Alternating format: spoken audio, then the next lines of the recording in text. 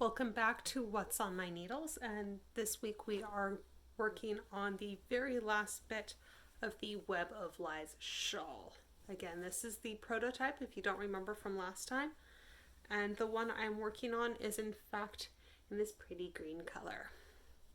So I am most of the way through it. I've got a couple more rows to knit before I get to the step that's actually interesting, which is the eyelet row. So the row with all the little holes in it. So let me get those couple of rows done and I will be right back. If you would like to help fund this page, please find me on Patreon at Theatrical Crafts.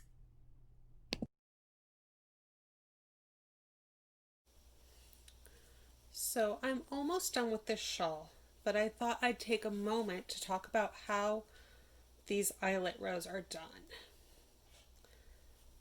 So the first things first, just like every other pattern, I slip one. Now that is something that's specific to my patterns. I happen to like how it looks, that's why I do it. So I've knitted one and I'm going to yarn over. And then I'm going to do an SSK, knit, yarn over, SSK, yarn over. Okay, so the SSK is a slip knit. So I'm going to slip one to turn, in my case to turn it. Slip another one, again, in my case to turn it. And then knit those two together through the back loops. And that's just worked all the way along, or all the way to the center decrease. So what this does when you're working the pattern, and there I just goofed, so I'm going to make that yarn over in between, is it gives you a really good way of knowing how many times you've repeated the 8 row repeat. Because there's only one of these eyelet rows per every 8 rows. And every time you do an eyelet row, it actually gains one more yarn over.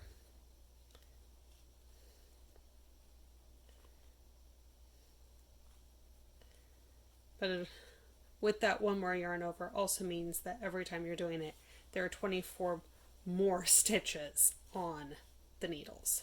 So this got very big very fast. If you remember last episode, when I started this, there were 9 stitches on the needles when I started. Now there are 315. So I'm going to yarn over, and then I've got this central decrease. Now sometimes it's called a central double decrease, sometimes it's more spilled out. In my case it's a little bit more spilled out. So I'm going to slip one, again, as if to turn it so that it's facing the right way. Then I'm going to knit these two together. I'm going to slip that first one over. And then working up to the next to the point of this particular wedge, I'm going to be knitting two together and yarning over all the way across. Now when this row is done, I'm going to be turning back and I'm just going to knit across. Previously I've been purling all the way across, but now it's going to be time to knit because again I'm almost done, and the final piece has 2 girder ridges on the right side of the shawl. So I'm going to work on that and I'll be done with this in just a little bit, and I hope to see you next time. This video was sponsored by Sam Cardenas, my stylist at Color Street. To find a link to my party through her, please check the description below.